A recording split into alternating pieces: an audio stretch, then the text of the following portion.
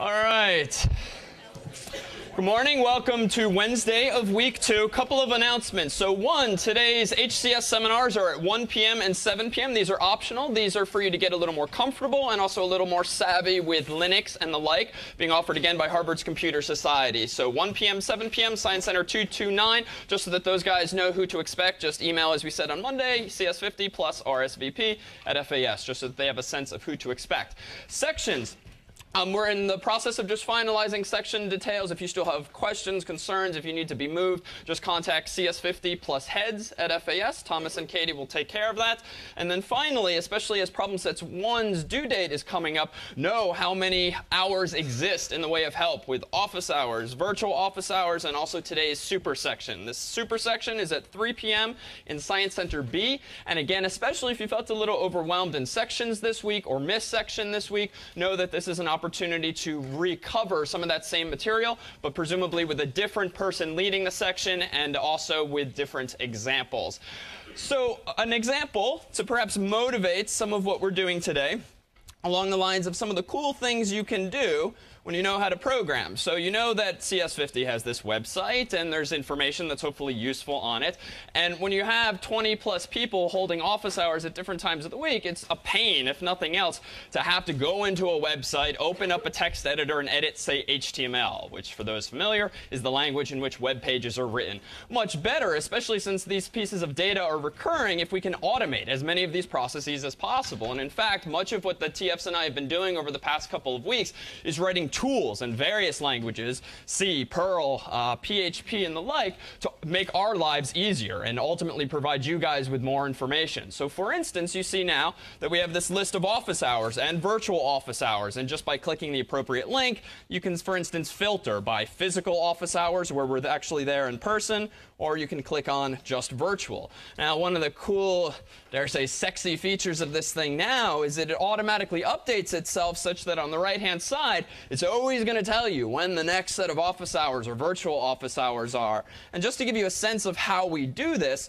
well, what we did was sort of arbitrarily create this configuration file. We call it officehours.csv, comma separated variables. It's essentially an Excel file that we can manually edit.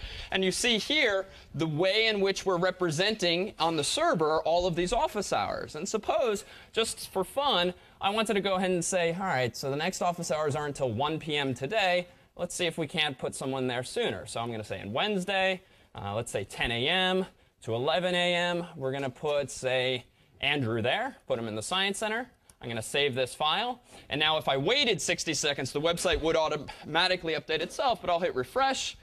And now it appears that, oh, yeah. It appears that on the right-hand side, we do see the blinking, and we have this sexy in progress indicator on the course's website.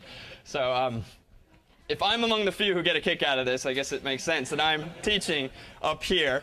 But this is, again, just testament to the kinds of things that you can do. And it's, yeah, this is kind of cute and fun. But the point for us is to save time and make it easier for us to maintain this kind of data. And presumably you guys in courses outside of 50, in student groups outside of 50, presumably might find exactly these kinds of problems where you can save yourself and, dare say, others time. Question? The website is written mostly in PHP with a bit of Perl code. And what you're seeing now is an instance of a technology, so to speak, called Ajax, which allows the website to automatically update itself internal to the page without actually reloading the whole page. So every minute, the website updates itself without you seeing one mass reload of the page. So for those of you interested in doing among the more sophisticated web-based projects at the end of the term, know that Ajax might be something you want to check out, or perhaps we'll offer some kind of super section on it. There we go. Andrew is no longer in the Science Center. So any questions before we forge ahead today? All right. So last time was a bit syntax heavy. You could sort of hear the in the back of the room on Monday. So today we're going to try to focus a bit more on thinking and on answering a couple of questions conceptually and problems, albeit by way of several additional examples. So a quick look back, though, at Monday. We looked at these various beer 1, beer 2, beer 3, and beer 4 examples to just look at loops again. But we also introduced this idea, this scary word of hierarchical decomposition, which was just this big way of saying that if you've got some problem, say in beer 3, I think it was. Yep. If you've got some problem like beer3.c, which granted is not a large program, but conceptually there's sort of a chunk of code there that would sort of make sense to rip out and make it its own sort of routine, well, we introduced the idea of functions. So in layman's terms, what's a function when it comes to programming? What's a function? Surely one of you must know. Yeah. You give it something and it does something with it and it spits out an answer. Okay, so lots of somethings in that sentence, but that's right. So let me rephrase this. It's sort of like a miniature program is how we define it, that does something, that does some predetermined task that either you or someone else implements that you can summon, that you can call upon to actually do some task. What's an example of a function that you did not write but that you've been using for many days now?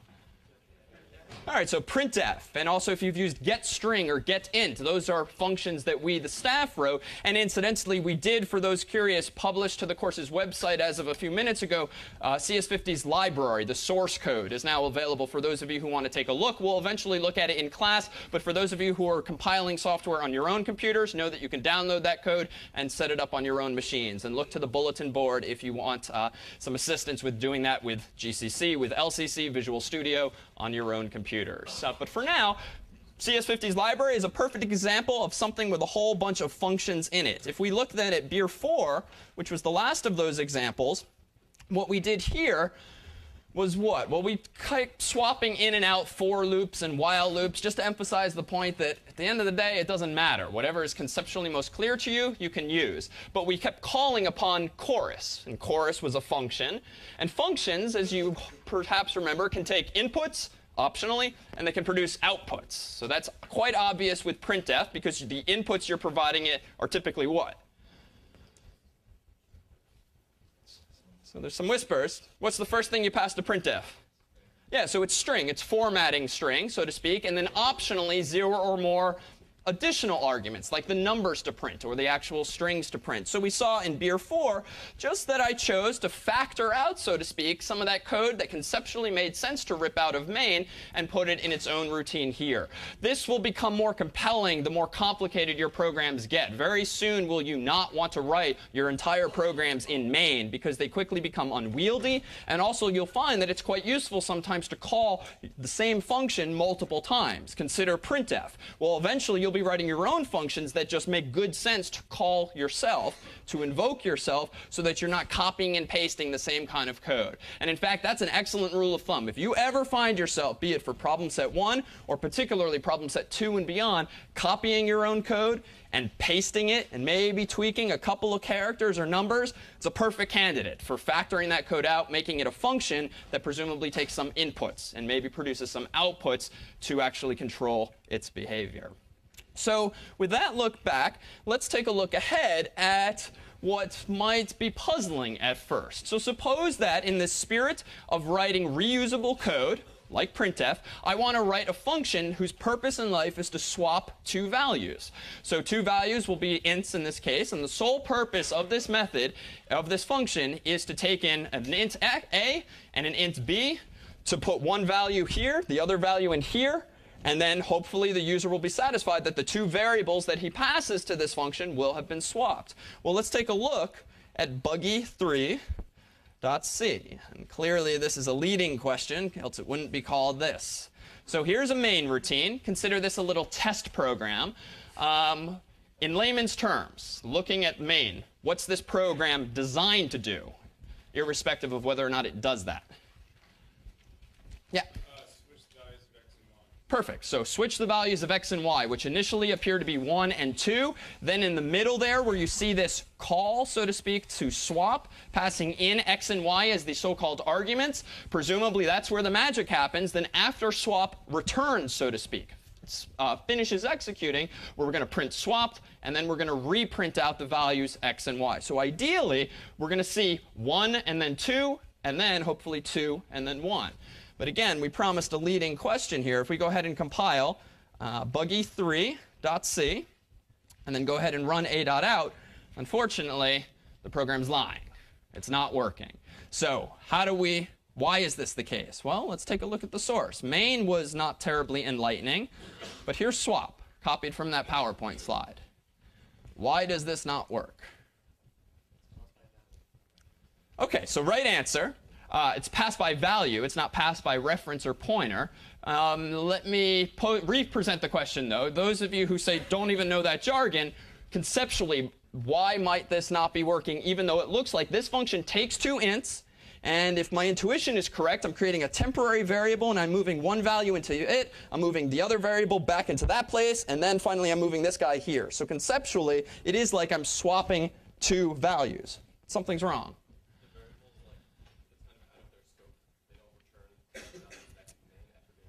Yeah, so these variables are now sort of quote-unquote out of scope. Well, what does that mean? Well, when you call a function in this manner, yes, you're passing to swap two values, a and b, or in this case, a and b, but what you're getting is copies of what's ever passed in. So what this line is literally saying here is call the function called swap, pass as its first and second arguments respectively the copies of x and y, or more specifically, the values x and y, which are 1 and 2. So yes, a and b do take on the values 1 and 2, and by this blinking cursor, is it true that a and b have been swapped, where my cursor is blinking?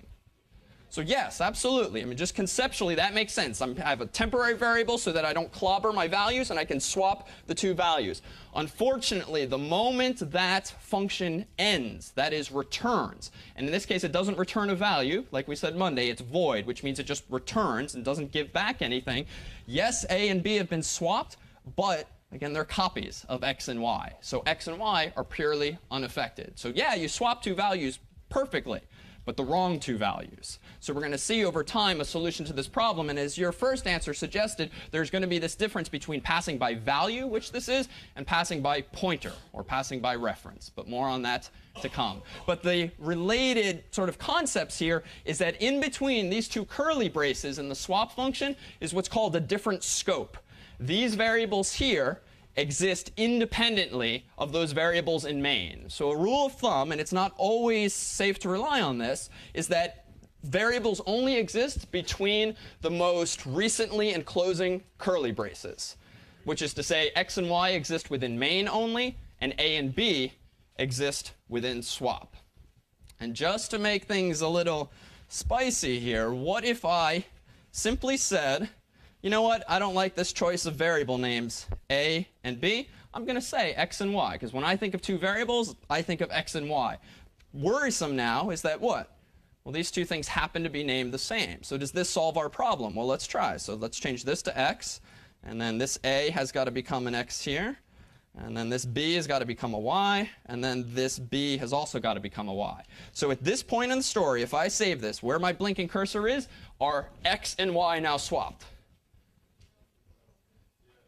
Okay, yes, no. So the answer is sort of in the middle. It depends. It depends on your perspective. Which x and y have been swapped?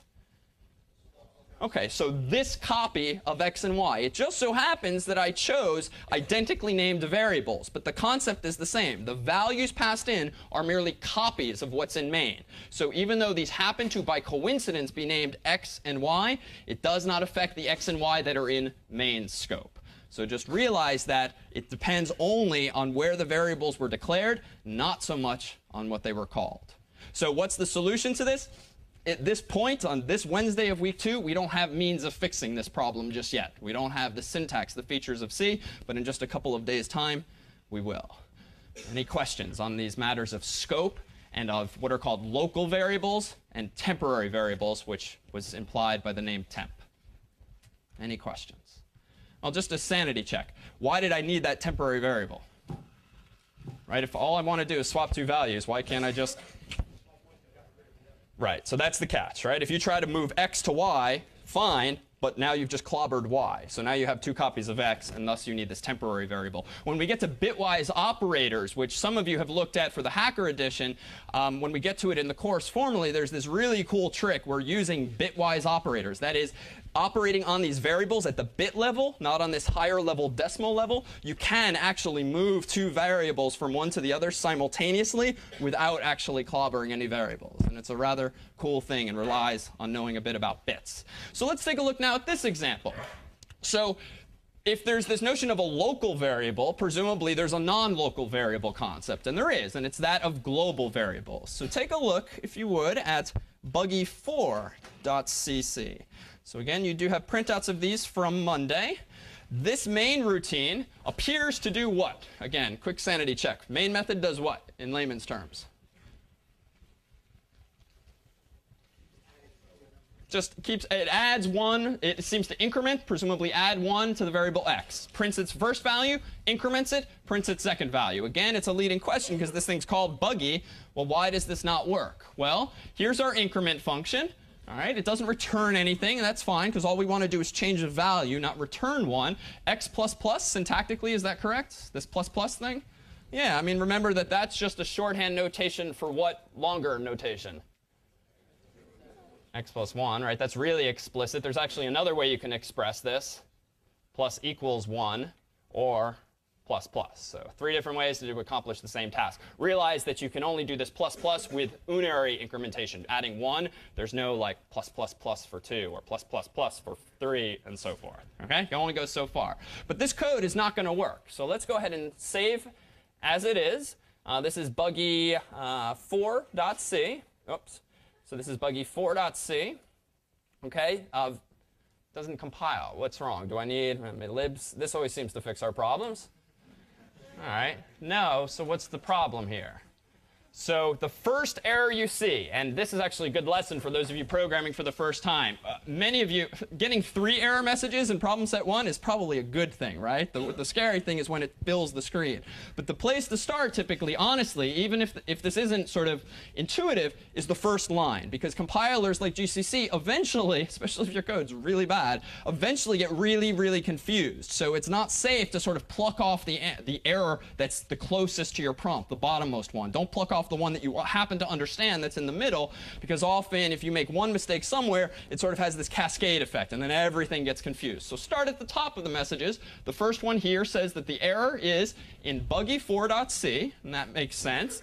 When it says colon and then a number, that indicates the line number. So you already have there a good hint, and then you have hopefully a somewhat helpful error message. X undeclared, first use in this function. So that's pretty specific. So let's go back to Nano. Buggy4.c. Notice if you haven't already, when you do scroll in Nano, you have this big white rectangle telling you where you are. Well, if we scroll down to 40, that's where X is mentioned, so it makes sense. But X is undeclared. But I did declare X up in main. So what's up? Sorry?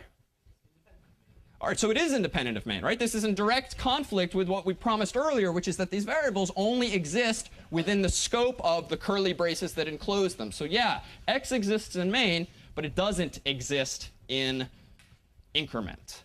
So how do we solve this problem? Well, it turns out that just as there are local variables that do only belong in the functions you define them in, you can kind of cheat, if not cut a corner, and open up and use what's called a global variable. And if we open up global.c, notice that this thing is a little longer in the main method, but I'm using, again, this variable x. But where have I declared x? And again, to declare a variable means to say what its type is, what its name is, and then either a semicolon or an assignment, an equal sign. So where did x come from? Go ahead. Oh, was this? No? Where's x? The answer is in that piece of paper. OK, good. So it's up, right? So what is different about this file is that at the top, besides just declaring the library that I want to use for printf, is notice that I even explicitly commented it int x. So I'm declaring this apparently outside all possible curly braces. So intuitively, it's not scoped to any set of curly braces. It's sort of global. It's readable by anyone. And that's precisely what a global variable is. It's accessible to any function that you might write within this file. And in fact, you can actually access global variables from other files, albeit with a bit more syntax. And there's this thing up here, too, which also existed in our swap file, even though I didn't draw our attention to it. Why am I saying void increment, open parenthesis, close parenthesis, semicolon, even though I don't do anything with increment until way down here? Well, what's the role of these so-called function prototypes, where a function prototype is simply a restatement of its return type, if any, or void, the name of a function, and then in parentheses, any and all arguments that it might take. Why do I appear to have this redundancy there? This is not a question you should know the answer to if you've never done this before. Yeah? Yeah, so just like you would declare a variable to sort of tell the compiler, hey, get ready to use a variable, same deal here. With C, you have to, at the top of your file, declare your functions and tell the compiler what they look like, what structure to expect. And it's frankly a stupid requirement of C. More recently invented programming languages, Java, for instance, don't have this very stringent requirement that you tell the compiler what to expect. Rather, these days, especially given that CPUs are so much faster, I mean, my God, you have a computer. Let the computer go search through the file and find the thing. And that is what's done today. Not so much in C. So in C, when you have other functions, you either have to declare them at the top here before using them and before implementing them, or another workaround here would actually be for me to move my entire function above the first place where I try to call it. So another convention is you can just try to put most of your functions on top of your main function. The only downside of that, frankly, is that for readability's sake, I think it's a better convention that the first thing in a program be main, so you don't have to go fishing for it. So better, I think, is to get in this habit of declaring function prototypes up top and then simply implementing them wherever you see fit. I tend to do it alphabetically below main. Okay, so back to the question at hand. X is declared outside the scope of these functions, so it turns out that now this program, global.c, will in fact work. So what do? In main, it looks like I'm initializing X in this blinking line to be 1. Now I'm just printing out some fluffy debugging information. Then I'm calling increment. I'm not passing it anything. I'm not doing anything with what it returns because it doesn't return anything. And then I just print out X again. So let's go ahead and compile global.c, run a.out, and now it appears to have worked. Yes, we're not swapping values. We're incrementing them this time, but the idea is the same because we've encapsulated that functionality in a separate function. The takeaway then is global variables can solve this problem. And now, just as we give you some new feature, we're now going to take it away. Typically, global variables are considered bad design. You can almost always avoid using global variables if you instead use parameter passing. That is, provide an input to a function and take back some output. By that, I mean we could have implemented the same idea if I really was ignorant of the existence of, say, the plus plus operator or plus equals. What we could have done is this. Say, you know what? Increment's not just going to return void. It's actually going to return a useful value. And it's going to take an input. It's going to take an integer called input. And what I'm actually going to return is input plus 1. Now up here, what do I have to change in this increment line for this now to work? Yeah, so pass it x so it knows what to increment, and then reassign x the result. That obviates the need for this thing at all. And that would be considered an instance of better design. So for now, know that global variables exist, especially as we show you more complicated code, which might sometimes use global variables for various reasons. But don't get in the habit just yet of using them, because you can almost always avoid it with a more clever design. Yeah? You're going to use the plus plus Mm-hmm. return line. You have to have it before, or else it returns the variable after sync. Oh, so no. In that case, you could do return input plus plus, and it would actually bind earlier than the return statement, because just intuitively, it wouldn't really make sense to return a value and then do something with it. You need to know what the value is. But the effect here is immaterial, because now what you're doing is incrementing input, yes, then you're returning that value, but there's no reason to actually change input itself, because it's only scoped to this function. It's going to disappear in a second anyway. But it would work in the way you described.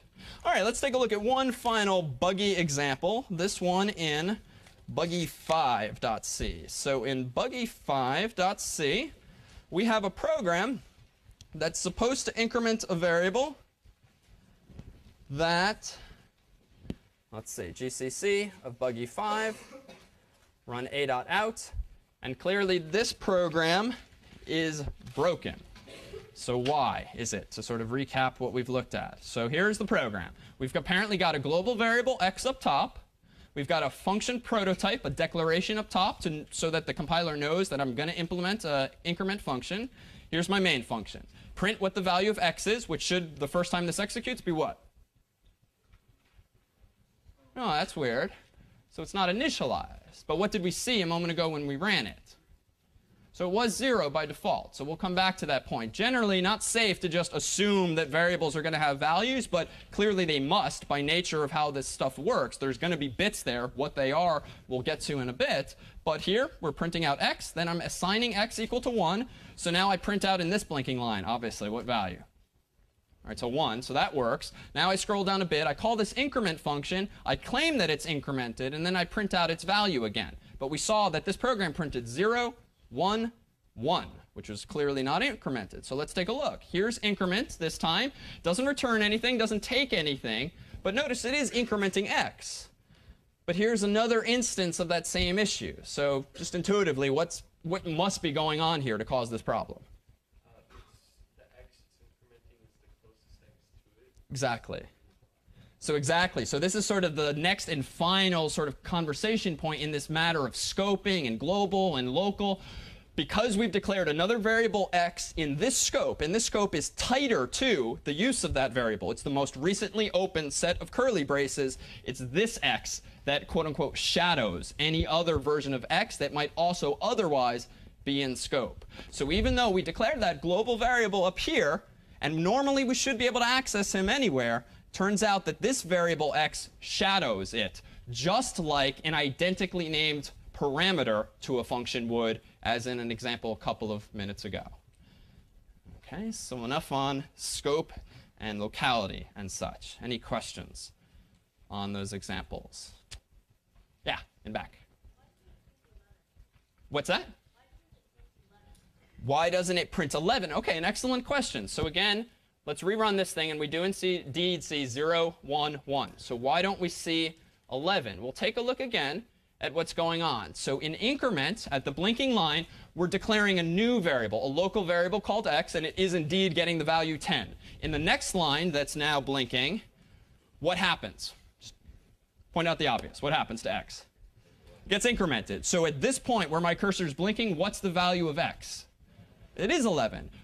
This value of x is 11. But again, the moment that function returns, any local variables it had essentially disappear. They evaporate. And so what gets printed up here on this blinking line now is the copy of x, or the version of x that's in scope at that point. And at that point, the only version of x that's in scope isn't even a local variable, because clearly we've declared none in main, but rather the one and only variable called x that's still in scope, which is that global one.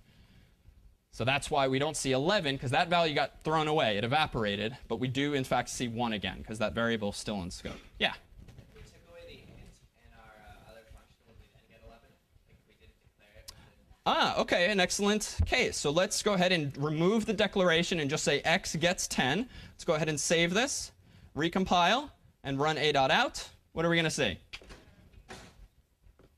Well, that wasn't very unanimous or enthusiastic, but indeed, it is in fact 11. Because now you're no longer redeclaring a new variable, you're just assigning the global variable a new value. Excellent. All right, so a sneak peek at some of the underlying explanations for all of this stuff. And this is sort of computer hardware meets memory 101 in about 60 seconds, because we will come back to this in the conversation about pointers ultimately. So it turns out, when you run a program, whether you double-click it on your Windows or Mac machine, or you just type its command like a.out at the command line, what happens is the operating system takes all those zeros and ones that are on disk, loads them into memory. That is RAM. Well, what does that mean? It essentially means that the operating system says, you know what, I'm going to reserve, say, a bunch of megabytes or a bunch of gigabytes just for your program. I'm going to copy all the zeros and ones in your executable, in a.out or in aim.exe, and I'm going to put them someplace in RAM. And the place it typically puts them, if we view the amount of memory that your operating system reserves for each program as a rectangle, it happens to put them in the top. And we call this the text segment. But again, this is a topic we'll come back to.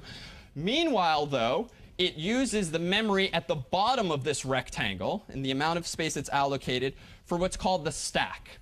Anytime you call a function in a C-based program, and this happens underneath the hood in a lot of the programs you're running, say, on your Mac or PC today, if they're written in C or even C++, anytime you call a function, that function gets its own chunk of memory, its own frame, so to speak, its own stack frame. And what that means is that the operating system reserves a bunch of bytes, kilobytes, megabytes, however many is appropriate, in the overall space that's reserved in RAM for your program.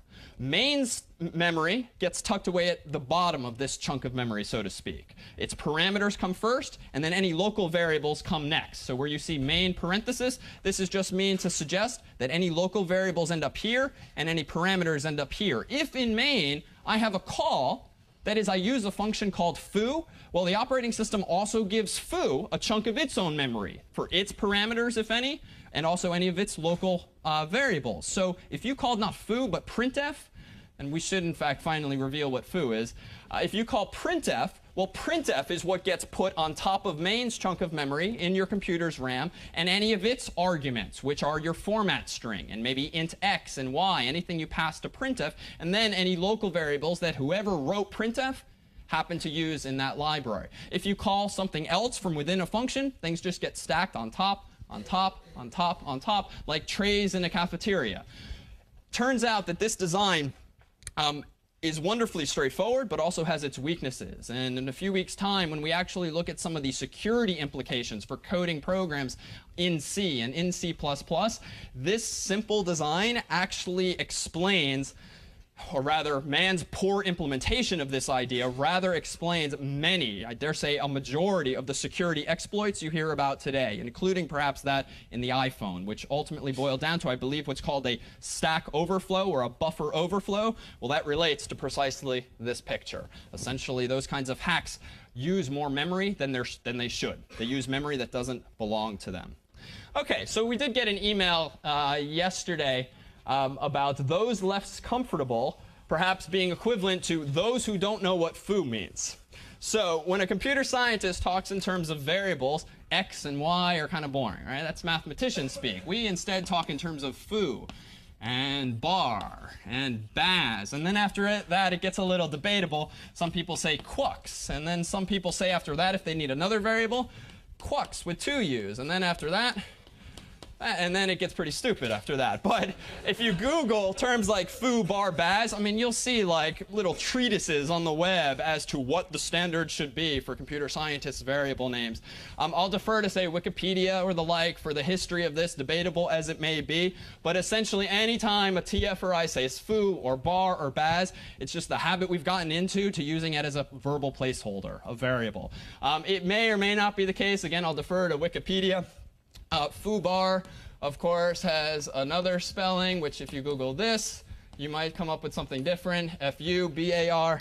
I'll let you look that one up at home. But for our purposes, they're just variables. We're not trying to be offensive every time we say foobar in class. All right. Any questions on foobar, baz, quux, quux, quux, or the like? All right. So that's foo, bar, and baz. Now we're all on the same page. So let's take a look, just to be more precise, at this idea of return values. But we've seen it so many times, we won't spend much time here at all. So functions, just as they can take inputs, can also take outputs. And that much we've seen several times over now. So these things are called return values. And just as we've seen with some of our examples implicitly, you must specify what a function's going to return, if anything. If it doesn't return anything, that is, if it's meaningless to say x gets foo, yeah, there it is already. If this is meaningless because foo doesn't return anything, well, what do you write as the so-called return type for foo in its declaration or prototype? A void. So void is just what you say. And what you might also see in certain code examples is sometimes when a programmer writes a function that doesn't take any parameters to be explicit, they too will sometimes write void, but inside the parentheses, just to make it clear that nothing's going in. I, by convention, just leave it open parenthesis, close parenthesis, and save myself 4 characters. So here's an example of a function that's a little more sensible than, say, increment, which was pretty stupid because all it does is increment by 1. We have other syntax for that. But we don't have a nice shortcut for cubing a value, raising it to the 3rd power. So if you were to implement a function like that, and this is precisely in the spirit of code that might be nice to implement once and not copy and paste constantly in a file that's doing some mathematics, here's a function, takes a variable a, it returns a times a times a, that is a cubed, and returns it as an int. And all the int is indicating is that it does indeed return a value. And let's just take a quick look at return 2, just to see what's enlightening there. And nothing terribly interesting. That's just going to demonstrate that precise idea. So any questions on inputs and outputs to functions, aka parameters and return values? Yeah?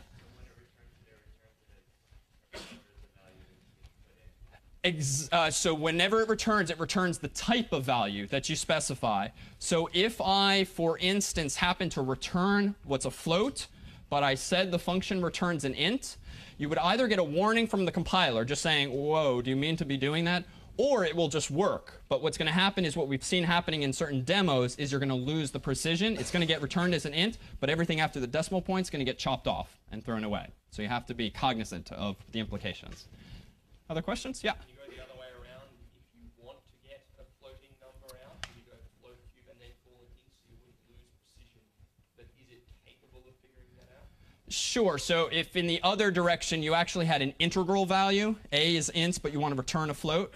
So yeah, if I did change this declaration to be not int but float, even if these things were ints, what would get returned is a float. So it would be, if the input is 1, it'd be 1 times 1 times 1, but 1.0 would essentially get returned. So it only breaks things if you are going from something that's more precise to less precise. But even then, if you're doing that, you're making assumptions, and better to explicitly cast things so that it's clear that it's not a mistake on your part, but intentional to you as well when you look at the code weeks later. All right, so we finally now have a way of expressing different types of data structures in memory. Thus far, we've been relying on these primitives, ints and chars and such. And there's only so much of interest that you can do with these things. We finally have the ability, as of right now, to use what are called arrays, which are perhaps a simple data structure which allow you to allocate, that is, reserve space for multiple variables at once. This is a picture that I took from one of the recommended online resources on the course's website that gives you one sort of picture that represents the idea of an array. But essentially, all an array is as follows. Typically, when you declare a variable like x at the top of your program, well, we already know that the RAM required to represent this int involves how many bits or bytes, if it's an int, on a typical machine. 32 bits or 4 bytes. So that's how much memory needs to get taken up by this. Where does that memory come from? Well, again, to come back to this preliminary story, it ends up in a chunk of memory on the so-called stack. That's where those 4 bytes are conceptually. All right, well, that's all fine and good, but suppose I'm writing a program to take a student's grades in, and I want to compute someone's average. Well, so if a kid takes 4 classes a semester or 32 courses over college, you could certainly say int x1, x2, x3, and then x4, and then ad nauseum all the way down to, say, x32. All right, that would work, but something should rub you the wrong way about that. At some point, it becomes tedious to write, tedious to read, and hopefully just stupid sounding, because you have a computer here. Hopefully, there's a better way of expressing this. And there is, and it's with what are called arrays. If you want to have a bunch of variables of the same data type at your disposal, the syntax is almost the same as before, but let's call this now, say, grades will be the name of my variable. But it's not just going to be one int. It's going to be a collection of, let's say, 32 ints. So simply by declaring your variable as this, what you're essentially telling the compiler, give me 32 ints, and call them collectively grades. If I now want to do something with these values, like put a number into this chunk of memory, I can say grades, and then in brackets, not 32, because that declares the size, but the index in this array. So the first grade in an array, odds are, is going to be referenced by what number in computer science? Yeah, so 0. So grade 0 might get the value, well, I don't know. So I'm going to say get int, and use CS50's library to populate that value. And obviously, if I want to do another one, I'd say grades again. But this time, I would put 1 and then do the same. But beware, think about it too briefly. You might write something like that. What's the problem? All right, so there is no 32. And unfortunately, with C, the behavior is sometimes undefined. What essentially is happening, again, in this picture we've started drawing, is that even though grades 0 through 31 fit within, say, maybe foo's frame on the stack, its chunk of memory, grades 32 is 1 int over. It's 32 bits over. Who knows where that is or who that belongs to? It belongs to someone other than foo in this case, and that tends to be a bad thing. But it's this idea, actually, that underlies, again, these things like the iPhone hacks. So that idea of a buffer overflow, well, buffer is just kind of a fancier way of saying an array. This is an array. This is a contiguous block of memory chunked up into sizes equivalent to what data type you want. Well, that's like a buffer. You can just fill it with any number of variables. The problem is that when people write code carelessly, without due thought to security, they will sometimes run the risk in their own code of accessing things like grades 32. The problem is if you have the ability to write this some value like 99, I might be adding the number 99 to someone else's chunk of memory. And essentially all of these so-called buffer overflow exploits, which again we'll come back to toward term's end, generally rely on hackers throwing some unknown values into a computer program, trusting that they're going to get written in an unexpected location. If the result of that writing of data happens to crash the program, that typically means to the hacker, ooh, I found a mistake. It doesn't mean the software is insecure just yet, but it means there's a mistake. And usually you can take advantage of such mistakes. And so if a hacker realizes, wow, I can crash this program, I can make my iPhone reboot unexpectedly, maybe I cannot write just random data, but actual programming code that he writes himself very carefully and essentially trick the computer not into putting a number 99 there, but to putting a function that the hacker wrote. And in the case of the iPhone, and I'm simplifying because that was a big chunk of code, it could very well be just a function he wrote that simply says unlock iPhone, or the equivalent. And that's really, in a nutshell, how this all works, and it trusts in memory being laid out in this sort of stack-like manner. So what can we do with these things? Well, let's take a look at array.c. So up in array.c, we have two lines here. We're using two libraries, CS50s and the standard I/O. Then the next line down is a piece of new syntax. It's not really that hard to grasp. This is just what's known as a constant. If there's some number, generally an int or a float, that you just want to use throughout your code, because you know a priori what that number should be, you can declare it as a so-called constant. And the syntax for that is sharp define space, the name of the constant, which by convention tends to be all uppercase, and I would urge you to follow that convention if you do this, followed by the value. No semicolon. So this is sort of a simple example of what's known as a macro, too. These can be used for different purposes.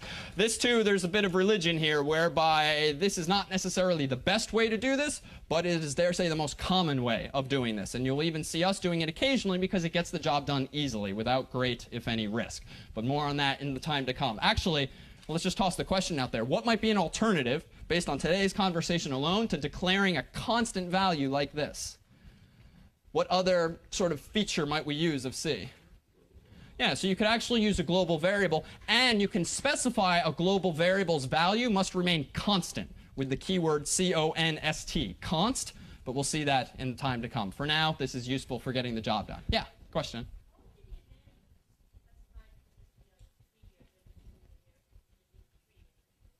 What would be the advantage of specifying quizzes to be what?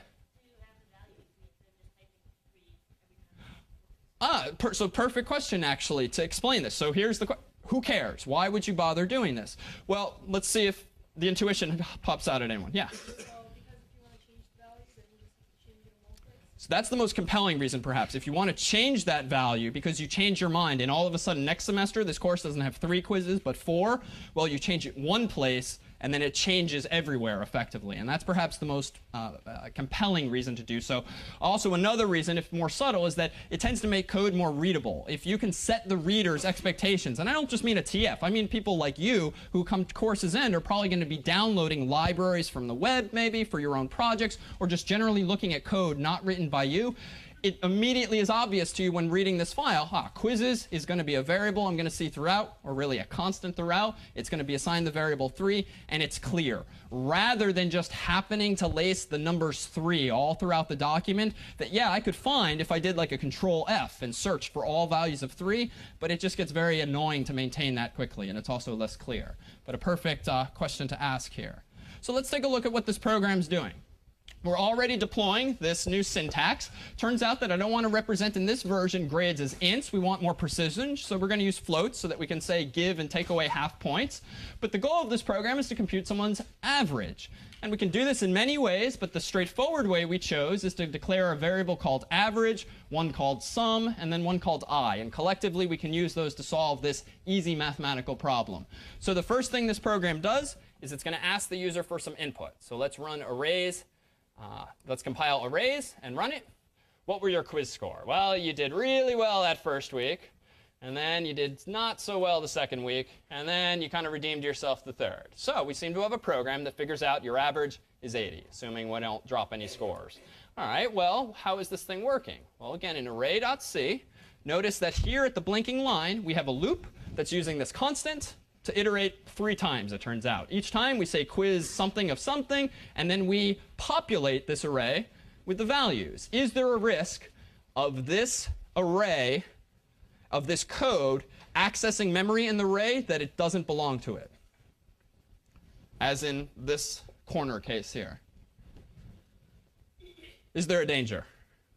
No, right? Because I declared the array up here, but because I used the constant there, I'm getting precisely as much memory as I need. And so long as I don't do something accidental like that, misremembering how we're supposed to count if we do start at 0, the code is perfectly OK. So we fill the array with values here. Now we scroll down. And again, we can do this even in fewer lines of code. But for clarity's sake, I initialize sum to be 0. Then I iterate again over the array, just to show you that just as you can iterate it to populate it, you can iterate it to look at the values afterward.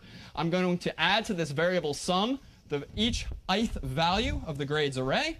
And then finally, I do this craziness. And I offer this for the opposite of clarity's sake, but to show you in a little trick. So average here does indeed compute someone's average, but we round up. If in the event you have like an 81.6, this will give you an 82 instead of an 81. By contrast, if we just relied on casting from float to int, what would happen to some of your scores?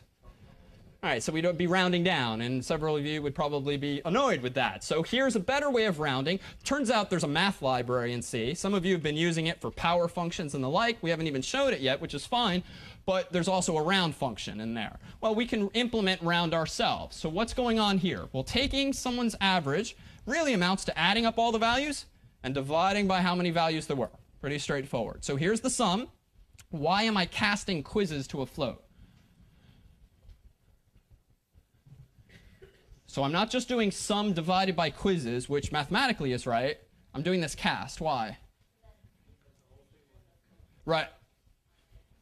Exactly. We want the whole thing treated as a float, and we've seen this before with simple examples. Previously, I added a decimal point to a number. Here, I'm casting it so that we get a floating point value. So that gives us a value. Why might I be adding 0.5 to the end? So this is a little rounding trick. And again, this is sort of a hacker's little tool, but even this one's pretty trivial. Suppose your grade is an 81.2. Well, if you add 0.5 to that, so that gives you 81.7. But then, what am I doing at the leftmost line of this expression, leftmost side of this expression? I'm casting it back to an int. So that throws away the 0.7 and gives you an 81, which was your correct grade, because 81.2 should get rounded down. By contrast, if you had an 81.6, add 0.5 to that, that gives you 82.1. Now I cast it away to an int. We throw away the remainder, and now you're left with your 82. So it's this little trick for rounding that, again, just reminds us of some of these casting issues. And finally, we print out the score. Well, what else might we look at here? Let's take a look at this one, Buggy C. So in Buggy C, this program is supposed to print out a value. Rather, this program is supposed to take in the scores from the user and then print them out. So let's go ahead and run. This is Buggy 6 through the compiler. Let's go ahead and run it. And now it's going to ask me, what's my quiz score? So I'm going to give it 100 this time, a 90, an 80. But wow, something weird just happened. So this brings us back to that point earlier where, remember earlier, I used that variable x and printed its value, and it happened to equal 1. Well, buyer beware. In this case, I'm doing something wrong. If we look at the code, what is wrong? Why did 10 scores just print rather than just the 3? I mean, quite simply, and again, leading question, but I screwed up, right? I used what's called a magic number, which just refers to the act of hard coding a value into your program, which, in answer to your question earlier, just tends to be bad practice, because even though everywhere else I iterated over quizzes, down here, maybe because this is the way I first implemented the program and forgot to change it, I'm iterating from 0 to 10. So I'm trying to print 10 grades, but I only put 3 there, and how much space did I, in fact, reserve for this array? Just 3. So we're getting these bogus values down here when I run this thing. So where are those values coming from? So clearly from memory, and presumably in that picture just after the space allocated for this grades array. But beyond that, we don't know. Sometimes this will crash the program, sometimes it won't. Let's just see for kicks if I go ahead in nano and I change it not to 100, but just to really push our luck, 1,000, so that we're iterating over 1,000 ints, most of which, 997, don't even belong to us. Recompile. Here's 100, here's 90, here's 80. Some crazy stuff. And this is essentially, in a nutshell, how a lot of exploits are conducted, because once you have access to a computer's memory in this arbitrary fashion with no controls in place, it kind of gives you unlimited access to do most anything you want. Ergo, the iPhone hack. So with that said, we'll see you on Friday.